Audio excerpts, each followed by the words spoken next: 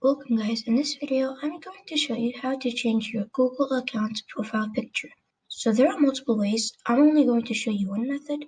So first open a new tab or google.com, then click on your profile picture. After that click on this camera icon that shows up next to your profile picture. And over here you have two options, you have upload photos or your photos. In the your photos tab you will have pictures there such as your Google Photos pictures, your Hangouts pictures, your previous profile pictures, etc. After you choose the image, either from Upload or Your Photos, click on Set as Profile Picture. I'm going to keep mine as is. And if your picture doesn't change, try refreshing. Thank you for watching. I hope this video helped. If it did, please don't forget to subscribe, and I'll see you in the next video.